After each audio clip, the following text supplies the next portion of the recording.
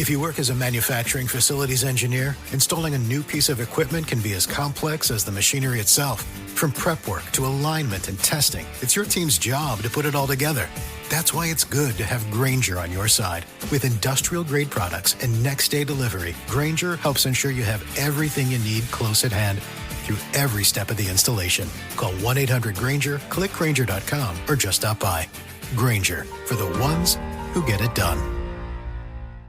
Hey guys, it's Hannah from Giggly Squad. You know I love beauty, and that's why I go to Sephora. It's not just shopping, it's like a glam experience. The beauty advisors actually get beauty, unlike those big box stores, and they give me all the advice I need. And I love going with the products you can only find at Sephora, like my new favorite Kayali fragrance, my perfect shade of House Labs foundation, and finally restocked my Laneige lip mask. All with the help of real experts.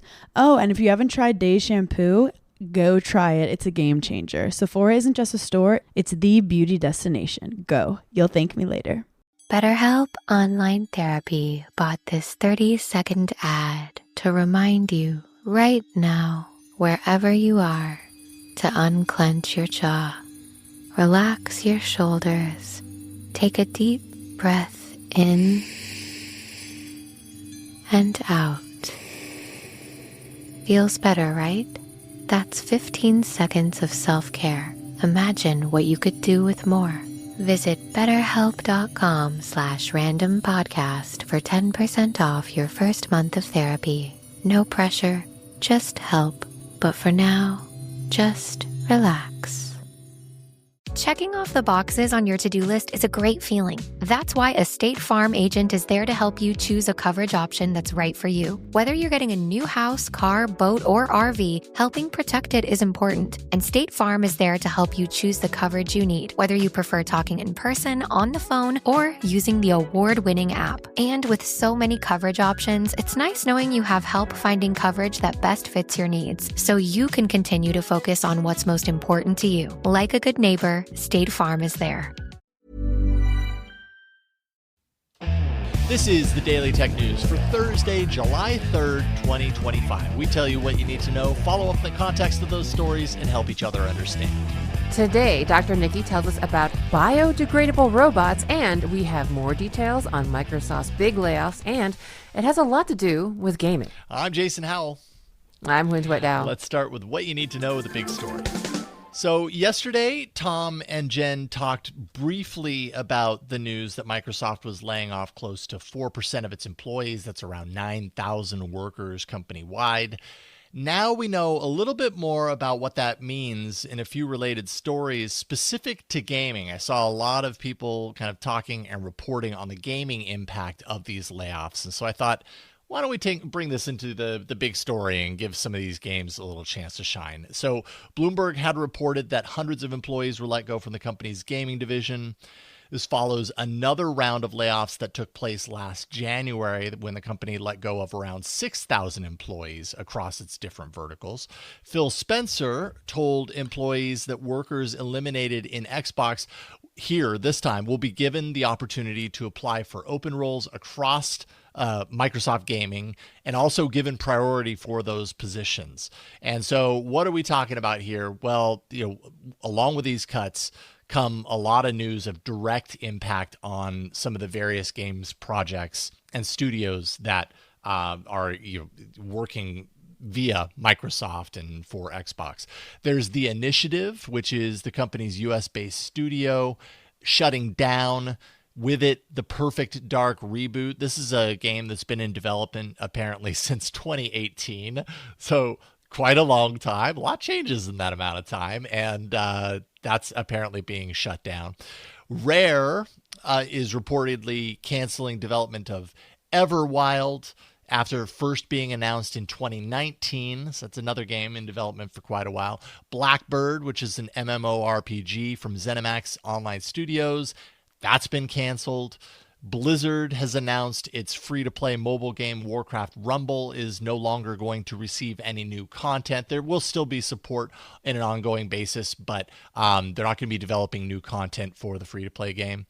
And on a positive note, none of the first-party games that was shown by Microsoft at its Xbox Games Showcase this year are going to be canceled. So I suppose at least there's that. A lot of impact on games. I'm sure there are a lot of gamers out there, who are, I don't know. I don't know. When a game is taking like 6 or 7 years to develop, like, are people surprised when it gets cut at the end? I don't know.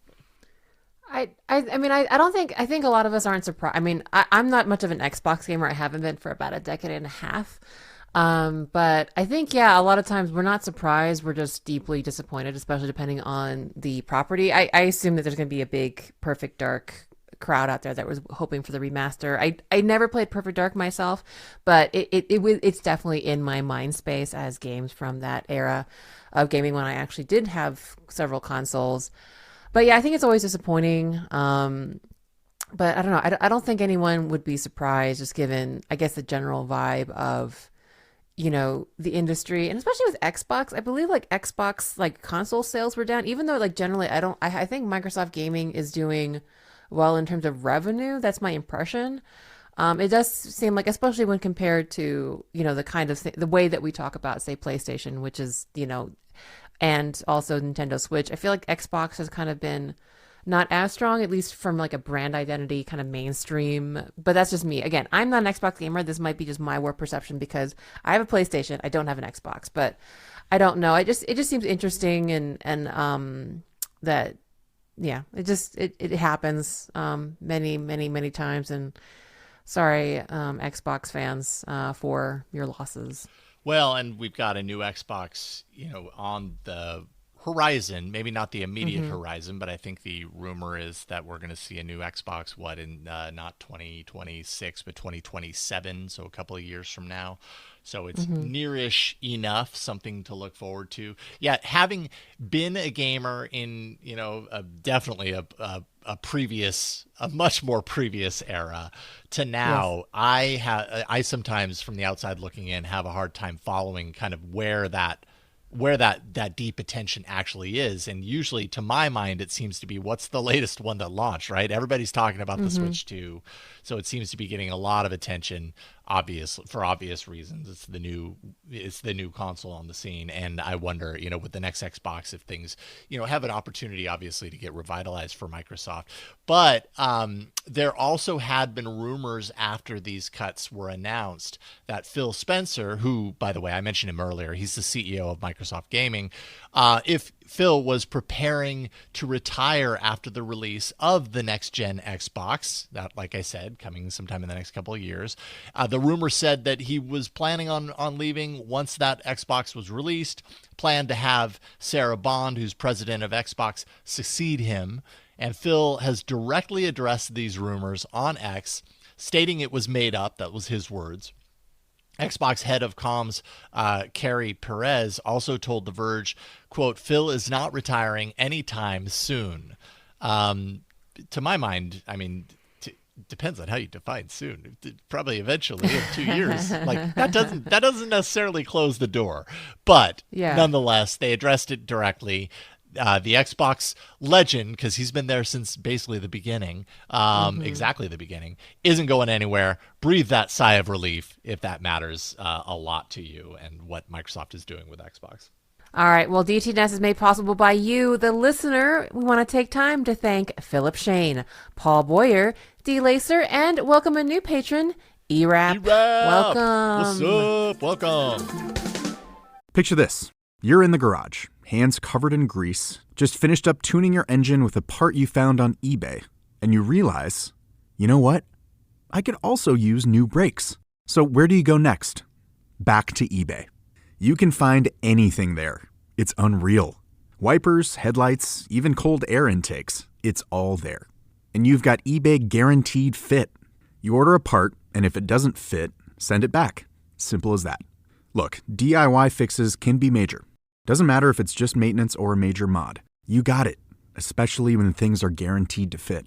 So when you dive into your next car project, start with eBay. All the parts you need at prices you'll love. Guaranteed to fit every time. eBay. Things people love. As the main character of your life, you know how important it is to make the right choices for you and how sweet it is to feel good about your decisions. With the State Farm Personal Price Plan, you have options to help create an affordable price for you so you can continue living your best life. Talk to a State Farm agent today to learn how you can choose to bundle and save with the Personal Price Plan. Like a good neighbor, State Farm is there. Prices are based on rating plans that vary by state. Coverage options are selected by the customer. Availability, amount of discounts and savings, and eligibility vary by state. If you're a lineman in charge of keeping the lights on, Grainger understands that you go to great lengths and sometimes heights to ensure the power is always flowing, which is why you can count on Grainger for professional-grade products and next-day delivery, so you have everything you need to get the job done. Call 1-800-GRAINGER, click Grainger.com, or just stop by. Grainger, for the ones who get it done. BetterHelp Online Therapy bought this 30-second ad to remind you right now, wherever you are, to unclench your jaw, relax your shoulders, take a deep breath in and out. Feels better, right? That's 15 seconds of self-care. Imagine what you could do with more. Visit betterhelp.com/randompodcast for 10% off your first month of therapy. No pressure, just help. But for now, just relax. Hey guys, it's Hannah from Giggly Squad. You know I love beauty, and that's why I go to Sephora. It's not just shopping, it's like a glam experience. The beauty advisors actually get beauty, unlike those big box stores, and they give me all the advice I need. And I love going with the products you can only find at Sephora, like my new favorite Kayali fragrance, my perfect shade of House Labs foundation, and finally restocked my Laneige lip mask. All with the help of real experts. Oh, and if you haven't tried Days shampoo, go try it. It's a game changer. Sephora isn't just a store, it's the beauty destination. Go. You'll thank me later. All right, there's more we need to know today. Let's get to the briefs. All right, well, in some positive news for Xbox, Sony is making history by bringing a PlayStation exclusive title, Helldivers 2, to Xbox for the first time. Developed by Arrowhead Game Studios, the game was previously available on PlayStation 5 and PC, and will now launch on the, as Jason hinted, the new Xbox Series XS on August 26, 2025, with full cross-platform play. Seen by many as one of the best games of 2024, Helldivers 2 features cooperative sci-fi gameplay and allows players across all platforms to team up. Pre-orders are now open, featuring bonus content for early buyers. Yeah, again, like my knowledge around games is limited, but I was kind of like, watching some gameplay footage of this, and it looks like a pretty cool game. I like the co-ops. I really like to be able to sit on a couch with my kids and play the co-ops, and we're all on the same team playing towards a similar and united goal, as opposed to the oppositional way, which, let me just tell you, in a family environment often leads to tears. So you gotta be careful. I'm not good at competitive games. I have back in the day, I have a lot of gamer friends, and we used to play Left 4 Dead. And when it was time to there was one mode where one team was the zombies, one team were the zombie killers, and oh yes, there was a lot of temporarily angry in-team messaging. I was like, oh my, such a jerk. I can't believe you anyway, yes, I prefer cooperative games. And also the fact that it's cross-platform play is amazing. And I haven't been a big console gamer for about 10 years. So, if I'm kind of maybe just being an old person now about gaming, let me know. But that was always kind of a big deal, is that, you all had to be on the same platform to play. So I think that's why a lot of times my group would migrate to PC, because that's kind of was the most common denominator between us. Whereas some of us were more Xboxy people, some of us were more PlayStation. But I love that in 2025 that this is a thing now, that there is kind of I don't know if it's standardized, and again, if I'm mistaken or have a misapprehension, if I'm not understanding the situation, let me know. But misunderstanding about it. But I also think that's really cool. Having that is a big boon. I mean, who knows if this signals Sony's intent to do this with more of its exclusive titles, but nonetheless, it's good to see, and I think players appreciate that. Samsung seems to have accidentally revealed, maybe an accident, maybe not, revealed its upcoming trifold phone design through animations found in the latest One UI 8 software update. The device labeled inside of this UI as Multifold 7, that's in the animation files themselves, it was labeled that, seems to feature a unique dual hinge system that allows the two outside panels of the trifold design to fold inward. So that center panel acts as the cover display on the outside, and then, one side would fold in, and then the other one has like a larger hinge that allows it to fold around the other one that just folded in. I hope I'm, almost like a flyer. Think, instead of like a Z-shaped flyer, it's a flyer that folds inwards. I'm trying to describe it. I'm having a hard time.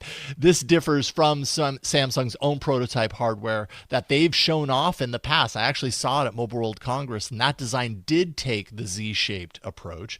The Huawei Mate XT Ultimate design, which was already released out in the market where you can get Huawei devices anyways, launched last September, that has the Z-shaped folding mechanism. So with the trifold design, we're used to seeing that. Now Samsung's Unpacked might be the event, which takes place, by the way, on July 9th, when we see a different approach on the trifold design. Yeah, that's super interesting. I anticipate it's going to be very expensive. Yeah, you imagine so. I'm not pulling my wallet out, but that is really interesting. I think they had referred to the hinge that is being described as like a G fold, because if you look at it at the side, it kind of looks like a G. Oh, yeah. Okay. Where one of the panels kind of is like the inner. That's a good way to think about it. Yes. Okay. Yeah. But I get what you're saying. It's hard to describe because I guess, or maybe like I just recently ate at a restaurant where the menu was like this, where it has like the cover and then the bottom part. But but it's interesting to see these designs and how like and how like which screen is like the cover screen, and also just like what it might mean for durability, like how it fits in your pocket. I presume it's not going to be thin because we keep talking about thin foldables, but yeah. Yep, and it folds out to like a large screen tablet. So, if you want to always have like an actual legitimate large screen tablet in your pocket, that's why you get a trifold. We'll see how many people actually really want that. Yeah, the Huawei Mate XT was what, $3,200 adjusted for USD. So I'm not expecting anything much less than that from Samsung, just because that's the way things go. But well, Google is now rolling out its massively popular VO3 video generation model to more than 159 countries. Paid subscribers of Google's AI Pro plan can access the model to create up to 3 new videos per day. Google also shared that they are working to bring image to video generation into the Gemini app. So prepare yourselves on TikTok and Instagram and all the short form video services and everything, because VO is already impacting, with creations and everything, and now it's rolling out to even more people. So I guess that just means more AI generated video, high quality. By the way, it's pretty interesting stuff. I did actually see a video the other day that fooled me for quite a long time. Oh, wow. It was I think it was on Instagram, and so I don't know where the source of this from. I can't say it was VO or something else, but it was like, I'm a gym rat, so I got recommended a fitness video, and it looked like a trainer was helping his trainee into like a vertical split with her leg right up in the air, and it looked so real, and I was like, wow, she's really cool, like that's amazing. I look in the comments, and there's like AI slop, and I'm like, what are you talking about? And I had not noticed that one of her hands terminated in a foot. Like, I don't even know how to describe it. Like, I don't even know what was happening, but just one of like her, like she was like holding the leg. At first I thought she was holding her leg up, like in a vertical split, but it was like her arm turned into her foot. Yeah. And I did not notice because the rest of it looked so realistic, like just nothing kind of uncanny valley about it until I looked at the comments like, oh yeah, that's super uncanny valley. But it's a little scary how good things can be if you're not paying 100% attention. Yeah. You could miss something like a foot hand. Sometimes those things are like an optical illusion. It's kind of like that image that you had to like relax your eyes and let them cross in order to see the thing. It's kind of like that. I didn't see it was there, and then I did, and now I can't unsee it. Unsee it, yeah. Netflix is reportedly in talks with Spotify to expand its live programming, looking toward projects like music award shows, live concerts, celebrity interviews, and quick turnaround documentaries, really trying to kind of go further down the road of like immediacy, I'd say, with the content. Netflix is looking to attract new audiences and advertisers in its partnership with Spotify. Netflix has already, of course, experimented and tested live content. They've got a weekly WWE Raw broadcast. They've got the major Mike Tyson Jake Paul fight. That was a big deal. The 2025 Screen Actors Guild Awards. So possibly more coming with a partnership with Spotify. Well, Texas passed right to repair legislation, becoming the 7th state to do so with unanimous approval in both the House and Senate. So starting September 2026, Texans and local repair shops will have legal access to manuals, parts, software, and tools to fix digital devices sold in the state that cost more than $50. The law does exclude medical devices, vehicles, game consoles, some circuit boards, and pretty much anything involving trade secrets. Most handheld PCs and consumer electronics are included. The law does not regulate pricing on the replacement parts or tools. More. Right to repair. Good thing. So when I see this, Yes. I am happy.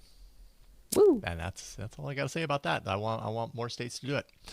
Apple's iOS 26 introduces a new FaceTime safety feature that will automatically freeze both audio and video when nudity is detected during a call. FaceTime will display a warning once it's detected, giving users the choice to either resume the call or to choose to end it. The function appears to be active for all users in its current beta form, not just on child accounts. And of course, some people are not happy about that. They're like, well, wait a minute, maybe I don't want that to happen. It's unclear at this point whether Apple will keep it that way or eventually limit it to younger users in the final release, because this is, after all, kind of like an early release. So we'll see where it all lands.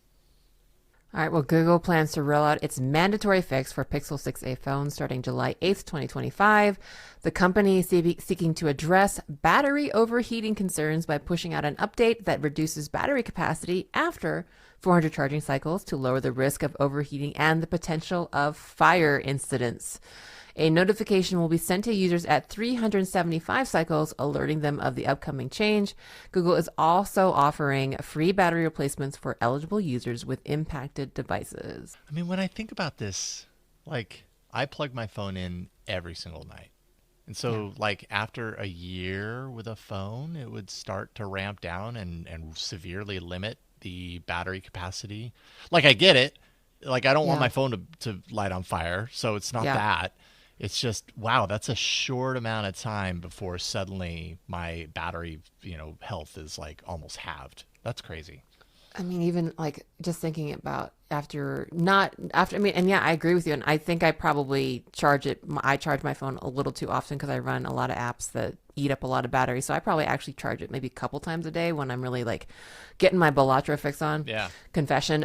So it is weird. I mean, just the fact that, like take this out of it. After maybe less than a year, my phone has a risk of catching on fire. Mm-hmm. So yes, but also, in the absence of fire, yes, having my battery capacity go down after a year seems really not great, especially in the context of the stories we just talked about, like right to repair and things like that. Totally. And people wanted to keep their phone longer. Right. Not great. At a time when Google is extending the kind of update promise for devices, and yet the phone can hardly make it through the day anymore, even though it's getting 5 more years of updates. Anyways, it's a confusing landscape. Chuck E. Cheese is launching Chuck's Arcade, which is a spin-off concept designed for adults. The arcade is going to house classic cabinets, so you'll get your Donkey Kongs and stuff, along with modern games, Halos, and that sort of stuff. And yes, the animatronic characters apparently will be there too. Adults can win prizes, hopefully better prizes than the kids get. Also get their hands on retro merchandise. And of course, I'm guessing, well, I know because they sell alcohol, you can buy lots of beer if that's your thing. 10 locations already open in cities like St. Petersburg, Tulsa, El Paso, and St. Louis. When's the last time you stepped foot in a Chuck E. Cheese? Or have you ever? Oh, God, I was 11. Okay. I was 11, I think. And I can't think about. They're definitely trying to come for Dave and Buster's lunch, because that was the last arcade thing that I have been to, and I was very surprised when I was like, I literally said, "This is Chuck E. Cheese for adults." Yep. So good on you. I mean, I would go. I would go to a Chuck's arcade. I think. Confession. Sure. Just to see, just for the ambiance. Both my daughters had short stints of Chuck E. Cheese years, where it was like, I want my birthday party at a Chuck E. Cheese. And so I think I probably went 3 or 4 times when they were of that age. Also their friends would have a birthday party there. Mm-hmm. And, I am so not sad at all that I will never step foot in another Chuck E. Cheese again that I know of. It's okay. Isn't life better with ball pits, though, Jason? Yeah, I mean, I don't know. Okay. Yes. I mean, yes. To answer your question, yes, ball pits are great. But Chuck E. Cheese, I don't know. I'm okay. Well, those are the essentials for today. Let's dive a little deeper. Sadly, robots are not immortal, and there's some surprising reasons why they shouldn't be beyond the obvious hedge against them taking over, which is where probably most of you went when I said that. Dr. Niki explains why we need biodegradable robots. Dr. Niki, welcome back, you and your robots.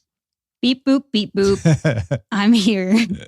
My question to you for this story, Tom, is what do you think of when you imagine a robot? Okay. When I think of a robot, I usually think of something anthropomorphic. That's what jumps to mind. Maybe like a more recent Asimov, like white robot with the, face panel and then some joints, and kind of jerky in a C-3PO-ish kind of way. What material are robots usually made of? No, they're made of like some space age hard polymer, like heat shielding metal, something like that. Yeah. Shiny metal, chrome. Yep. Et cetera, et cetera. Well, that may be changing. Tell me more. Researchers have been working on soft robots for a few years for various applications.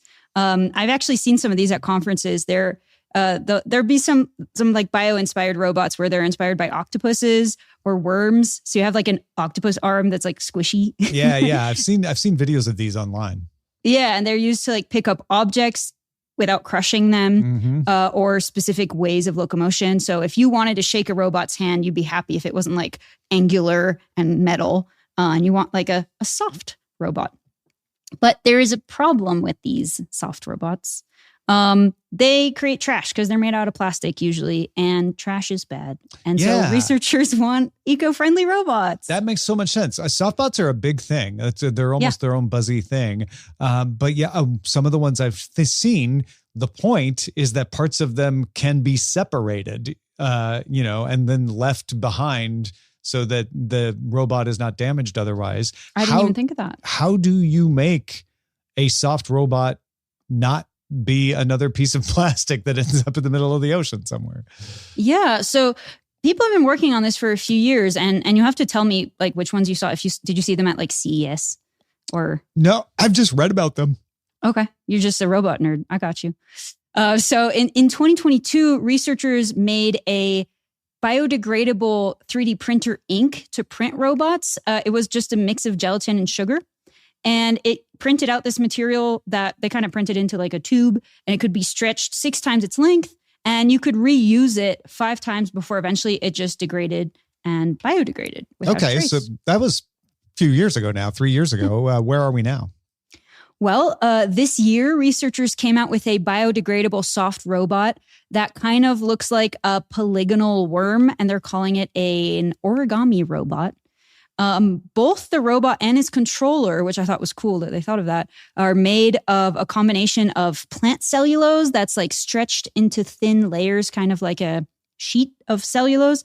And then it's connected with glycerol, and it is able to decompose just like you and me. What's glycerol? Is it like a sugar-based something? It's a sugar-based solution that's kind of works like a glue, I think, in this instance, and like it kind of hardens the cellulose sheets as well. Gotcha. Okay. But robots aren't only casing; they actually, in this case, made sensors, so that like conductive electrical sensors out of pork gelatin, and they're conductive with the ions flowing through it when it stretches, which Delicious. I thought, it just kind of blew my mind. I didn't know this. You could do this. So Okay. yummy. Yeah. Yeah, and they're calling this an origami robot because it's modular, so you could add on multiple versions. And it's because it's like kind of polygonal, it like folds along the different seams like an origami, so it can like squish down kind of like a slinky, and it can fold and move around, just depending on how the user wants to control it. Okay, so you've got a robot made of a bunch of plant material, some sugar glue, and Spam. How sturdy is that going to be? Well, according to the researchers, it withstood a week of heavy use, and then they buried it. which Was it a funeral? I don't know. Like they dug a hole on campus, apparently, at the University of China, I think. And 8 weeks later, they came back and pulled it back up. And basically, the robot was almost entirely decomposed. Okay, so you could put it through a week of heavy use and it didn't break down. Didn't fall apart. But then if you buried it a couple months later, it's almost entirely degraded. That's pretty impressive. Yeah, I thought so. So there's a lot. And also the part that I liked about this project, it was an engineer who just like called up a friend and was like, hey, you want to build a robot? And then it turned into this project. I've got some leftover pork gelatin from my takeout order. We can make some sensors. This is great. Yum. Yeah. But obviously robotics always have a ton of future applications. So we've got some cool things to look forward to for this, I think. One of the things that the team suggests that this could be used for is to clean up like hazardous waste and kind of like soak it all up and then later on dissolve somewhere else, remove it from where it is.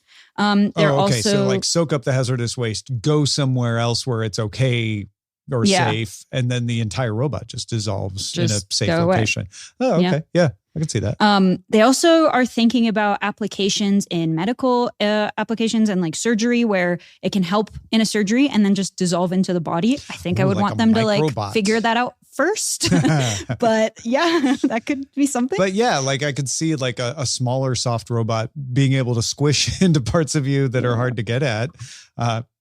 Do some meticulous work and then, just like stitches dissolve now. Yeah. The whole robot. I'd hope they make a vegan version for, less gelatin, but I was thinking about that when we were talking about the pork gelatin earlier. They did say they need to figure out a way to do a biodegradable power supply or battery to kind of complete this whole circuit. But this is a fairly big step in robotics, I believe. So No, the power supply is a really good point. And there is some work on biodegradable battery materials out there. So that's not an impossible thing, but that I've would seen be those important algae for this. batteries. Yeah, exactly. I wonder if this ends up being like those biodegradable bags, though, where they don't fully biodegrade in the compost heap, but they also don't hold up as well if you use them too long. So I hope they can strike a better middle ground than those do usually. The two things that I thought about with this, unfortunately, is one, does it smell weird because of the pork gelatin? The sensor and two, like, are we on our way to like human flesh robots? And I don't know if I like that because that sounds icky. Yeah, because you can grow human flesh from a stem cell. You can 3D print human flesh, right? We talked about that. A soft robot made of human flesh. And it's biodegradable. I'm not saying you should, but that's a thing that could happen. Next year's future predictions, we'll talk about flesh robots. Well, before the soft robots come and take us all, hopefully we have some time and you'll be able to catch up with Dr. Niki elsewhere. Where should they go? Yes, you can find me at NicoleAckermans.com, and I'm also at that handle on Blue Sky. Fantastic. Thank you, Dr. Niki. Fascinating, especially when I think, did you ever see the movie Inner Space? This is like 80s Joe Dante film with Quaid and Martin Short was in it. Did you ever, am I speaking a different language to you right now? No, it's not coming to me, but that sounds familiar. Well, part of it is that Martin Short is in a craft. Is it Martin Short that's in a craft that's stuck inside, or is it Quaid? Anyways, one of them is in a craft that's inside the body of the other. And I never thought about like the decomposition of the craft if it gets stuck inside the body forever and ever. I certainly wouldn't want that in that weird future. So that's fascinating. Oh my gosh, I thought of a couple things. So I thought of Jason and I are both horror heads. Have you ever seen the Cronenberg movie Existenz? No, I haven't. At all. Do I need to watch that? Add that to my list? It is definitely Cronenberg. So kind of relating back to the console conversation from earlier, in that movie, there is a concept. It's not real tech, but there's a concept of like biologically grown technology. So you plug into, in a very Cronenberg way, I'll save any detail for less horror liking fans in the audience, biologically grown game pods, and you can just take it from there.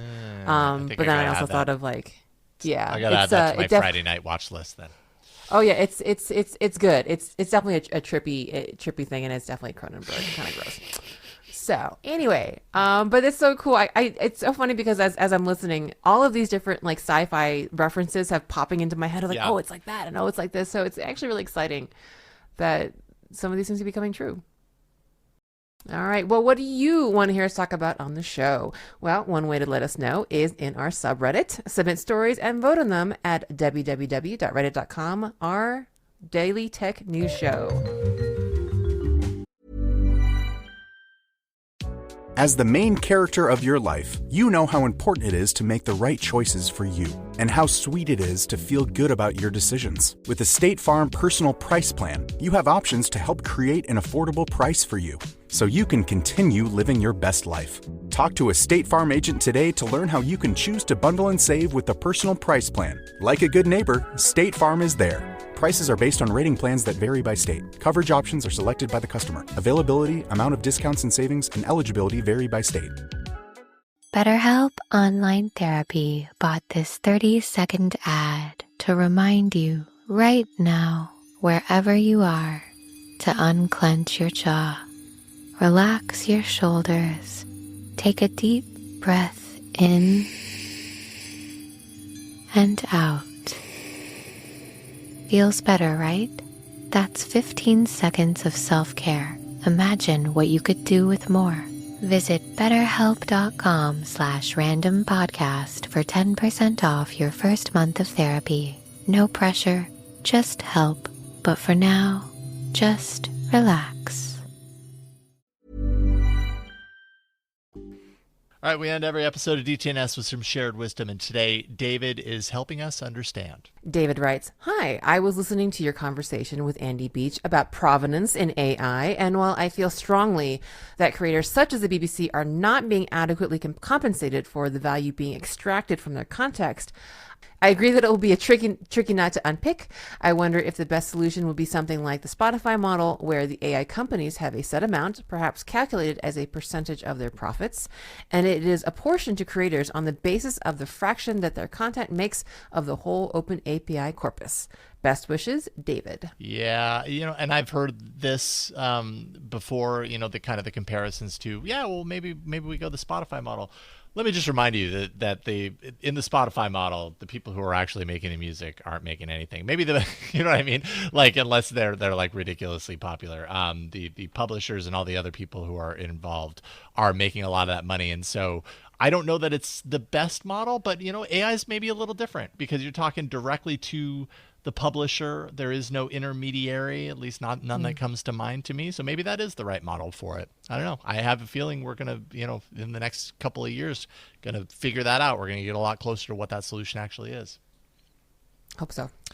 What are you thinking about? If you have insight into a story, you can share it with us. Feedback at dailytechnewsshow.com. Big thanks to Dr. Niki and to David for contributing to today's show. And thank you for being along for Daily Tech News Show.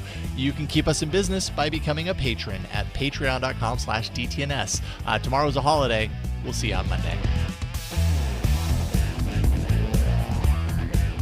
This week's episodes of Daily Tech News Show Briefing were created by the following people: host, producer, and writer Tom Merritt, host and writer Jason Howell, co-host Rob Dunwood, co-host Jen Cutter, co-host Wen Tui Dao, producer Anthony Lemos, producer Roger Chang, editor Hammond Chamberlain, editor Victor Bognot, science correspondent Dr. Nikki Ackermans, social media producer and moderator Zoe Detterding, our mods: Beatmaster, W. Scottus1, BioCow, Captain Kipper, Steve Guadarrama, Paul Reese, Matthew J. Stevens, aka Gadget Virtuoso, and J.D. Galloway.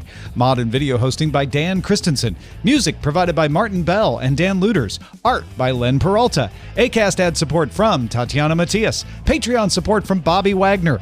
Guests on this week's shows include Andy Beach and Justin Robert Young. And thanks to all our patrons who make the show possible.